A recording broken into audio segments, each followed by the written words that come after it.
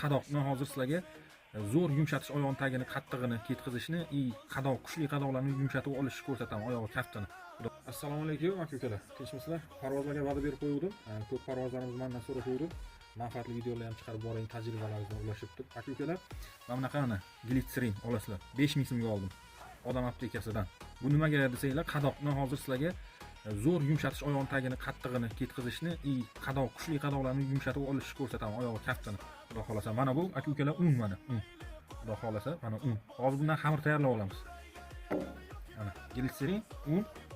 Xudo xolasa, bismillah. Mana solamiz. Aka-ukalar, glitserinni soldim mana. Glitserinni soldim, oddiy mana tayoqcha bilan aralashtirib, bundan mana xamir tayyorlab olamiz hozir aka-ukalar.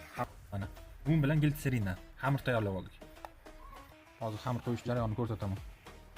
Mana xamirimiz dumaloq qilib, oyoq qismiga mana shunday qilib yopishtiramiz xamirni. Mana kaftlarni ochib, mana. Mana shu tartibda ikkala oyoqni ham bog'lab olamiz, xudo xolasa. Paket bilan havo o'tkazmaydigan qilib, oyog'ini chiroyli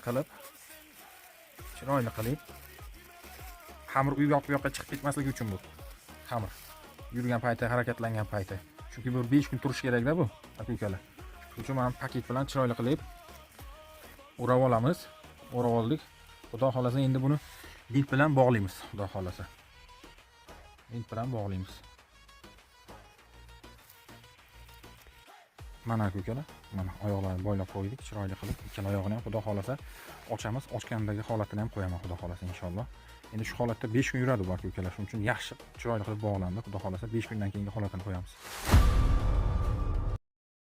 Qisinglar, o'zlaringiz foydasini sezasizlar. Mana jo'ja xo'rozni kaftidek bo'lib qolgan mana o'sha oyog'ini. Assalomu alaykum, hurmatli parvozlar. Videomizning ikkinchi qismi xudo xolasa va'da qilingandek mana sizlar bilan hozir birga ochamiz. Oyog'ini ko'rsataman. Oyog'ini bo'ylab qo'ydik.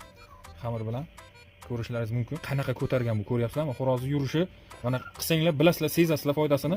Xo'rozni yurishi o'zgarib qoladi. Mana kaftni qaranglar, qanaqa yumshab qolgan. Hamitadan ko'rsataman sizlarga mana. Qanaqa ochilgan xamir, qanaqa tortgan. Buni yuvamizda, xudo xolasa, yuvib turib, yana 3 kun bog'lab tashlaymiz. Qisinglar, o'zlaringiz foydasini sezasizlar. Mana jo'ja xo'rozni kaftidek bo'lib qolgan mana o'sha oyog'ini tagi. Qotib, kim oldingi videoni ko'rgan bo'lsa, tekis bo'lib yotuvdi. Qotib, qarashadek bo'lib. Qarang, yumshoq bo'lib qolgan mana. Mana ko'rinsa agar mana bunaqa qarang, qanaqa tortib olib chiqqan buni.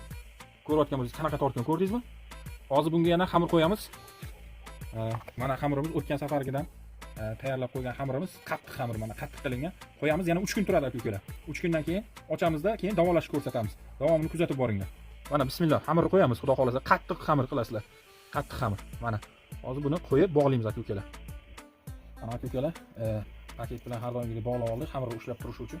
Yoymasdan endi xudo xolasa chiroyli qilib bintimiz bilan bog'lab olamiz, xudo xolasa. Mana bog'lab qo'ydik. 3 kun turadi endi ikkinchi bog'lanishida.